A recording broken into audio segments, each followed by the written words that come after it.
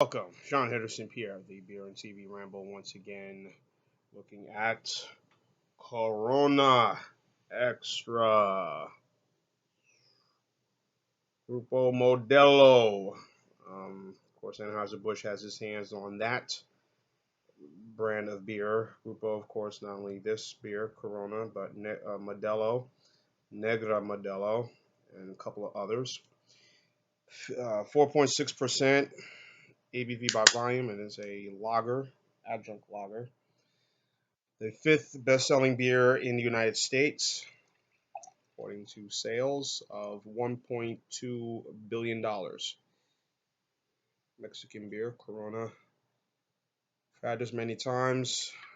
It's excellent beer. Just had some hot dogs with this and some chips. It is quite good to have. Pardon me. Went easy with that. Hot dogs with some coleslaw, some onions and mustard. So, the standard lager smell. Nothing fancy, nothing pretty about it.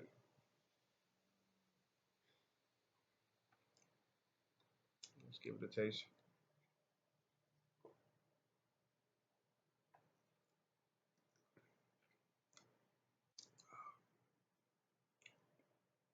Not bad. I mean, not bad. I mean, it's great. I've had this before, folks. I mean, it's, of course, when Corona came on the scene, remember all the commercials I saw for this back in the 90s, early 80s, 90s.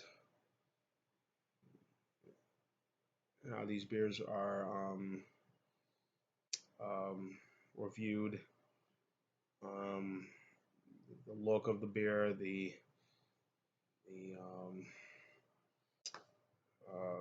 sort of presentation of the advertising, the beach and being everywhere and being on the land, and sort of that image. Um, yeah, that image you lay a laid back beer. And many others have tried to emulate this style. And of course, I don't know who started the popularity of the whole lime thing in the beer. But personally, to me, the beer doesn't need any lime. It has enough flavor in it. That's me personally speaking. But the lime has been very synonymous with Corona. Very popular Mexican beer, Chivese. Um, and then as we get into the 90s with Corona sales going very well, I'm not sure what year Anheuser-Busch, acquired Grupo Modelo in terms of their owner. They kept the production of the company still in Mexico. It is the largest brewery in Mexico. Um, got their hands on it, just kind of gets assist and help with their um, maybe penetration going all across the world, not just here in the states, but you know um, helping with their facility and whatnot, their brewery facilities. But as we get into the late 90s and 2000s, many wanted to emulate the Corona um, magic. Of course, the company that took over Grupo Modelo or bought or a stake in it. Of course, Anheuser-Busch at the time before Anheuser-Busch InBev, but InBev got involved. But Anheuser-Busch, and they came out with a beer called Tequiza. Some of you may remember this one. This was a lime flavored beer, and they were trying to compete with Corona. That thing started okay, and then went slowly down. It wasn't catching on. I think people smelled it from a mile away and said, this ain't gonna work. And you have others try to do the same thing where people order a Bud Light and say, oh, let me get a lime on my Bud Light. Oh, let me get a lime on my Miller Light. You know, you know. So as we go on through the years, you have other companies try to copy their style with the lime and the flavored beer or whatever, Bud Light lime and whatnot. It hasn't worked. And like I said, to me, this beer doesn't really need the lime, in my personal opinion. I think it's fine without it. Um,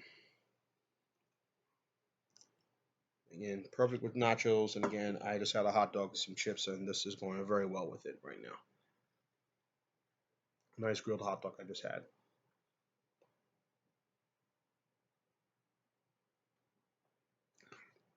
and I'm watching the Cubs Cardinals game on the same time. As I check the score, I ain't gonna mention the score, but anyway, fifth best selling beer. A lot of these Mexican beers, I don't think they taste the same.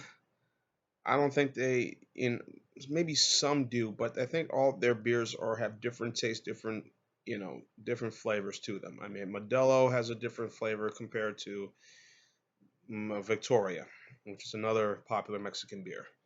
Um, I get this beer a lot. I buy Victoria quite a bit. Um, a little beer just to have, and I'm in just to have around the house, whatever. But usually it's either get the budget beers, Natty Ice or Bud Ice, which I wish they sold it more in in cases, 12 packs or you know 18 packs or 24 packs, but we don't get that here in good old Alabama. Maybe other parts of Alabama gets it, but not here in Mobile. So I'm having to settle. If I'm not getting that, I'm getting PBR or maybe Old Milwaukee, which I'm. Well, by the way, the PBR bottle was the beer I had last night and still left on my nightstand. I mean, it's done, but as you see, this is the new labels they've come out. Not label, but retro labels they've put out here on PBR with their boxes, as you may see at some of the stores. Miller High Life just recently did something too. I saw today, which is probably they've been doing a lot of these retro cans, these different style cans. But today I saw in their bottles, you saw a little vintage of the old labeling, which is now starting to become very popular. Of course, Miller Lite did that, uh, thanks to Anchorman with the retro cans, the traditional white blue label, and now Miller Lite sort of kind of forgotten not wanting to do the old things and to keep the logo, and so far sales has been through the roof for them. But anyway, getting back to Corona, um, you know, I think they've done it the right way. They've maintained Grupo Modelo, and as which I said, we're going to keep the beer. We'll make sure it's still brewed and still produced in Mexico, and we're going to keep it that way. Same with Heineken International, what they did with Prestige, beer made in Haiti. There's also a lager, which has won quite a bit of awards. Excuse me, at the World Beer Cup. But another said that we'll keep the facility going in Haiti. We know how important that is, you know. And I think when these ownerships, these companies get these smaller companies, these smaller breweries or other breweries, their goal is to say, we'll keep the facility in their location, but at times they know that not, and we're not going to change the recipe, but but other things will change, management, streamlining costs, things like that. But making sure that where the beer is made and brewed stays where it is. So, um, 4.6% is not bad. ABV.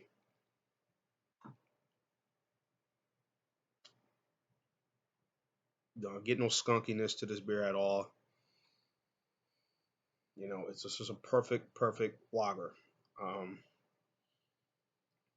I don't get this often. I know in most places people do, I get a 6 pack. I bought a can of this today.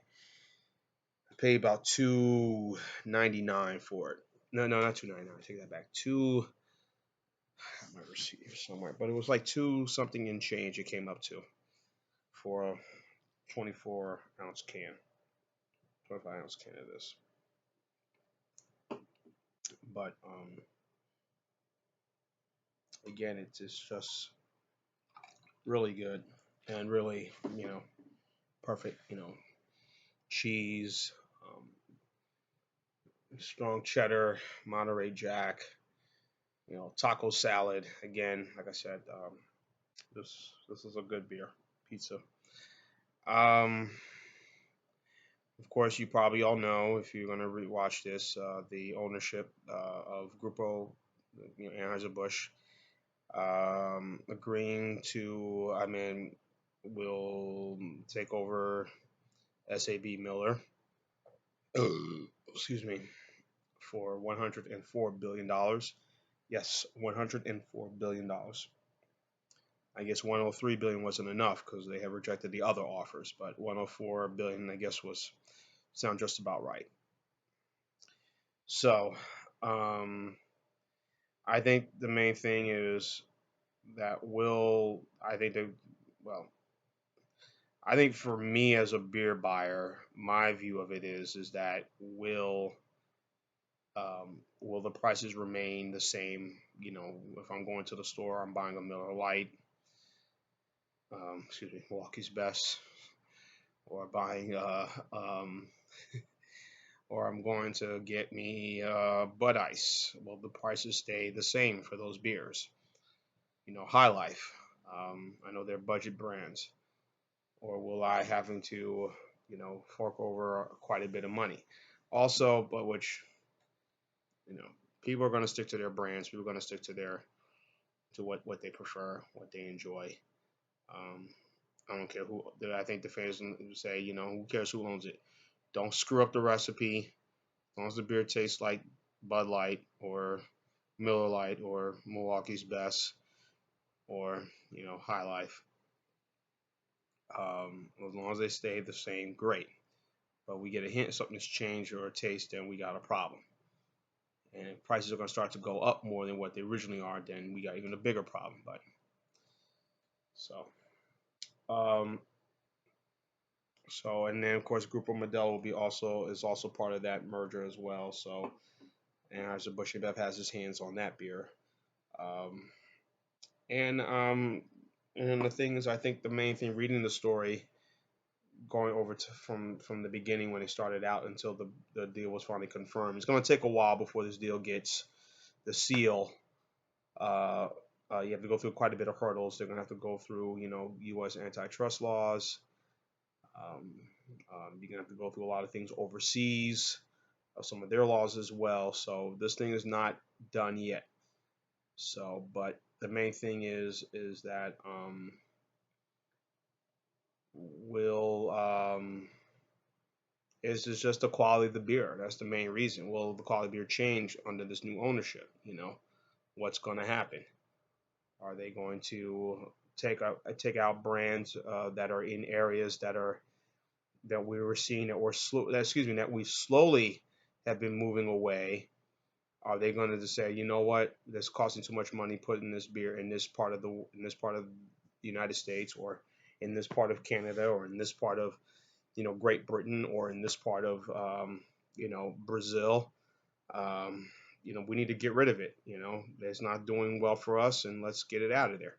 Will these beers start to go away? So that's the question. Beers that we're fond with, but with these companies, it's all about the bottom line. If you're selling, great. If you're not selling, then you got to go. So that's going to probably be the main concern. But again, from reading it says they're trying to get into the Latin America market and also the market in the African continent. So we will see which what happens. But anyway, back to Corona. Excellent beer. I'm giving this a 10. I've had this many times before. It's a solid lager. Beer Advocate gives it an awful score, as does the brothers. Um, why, I don't know. But again, this beer wins an award. What's going on? But anyhow, 14 minutes have gone on about this beer. Too long. Leave your comments and statements on the bottom. Tell me what you think about Corona Extra. I am John Henderson Pierre, the Beer TV Ramble. Telling you to keep watching, and cheers.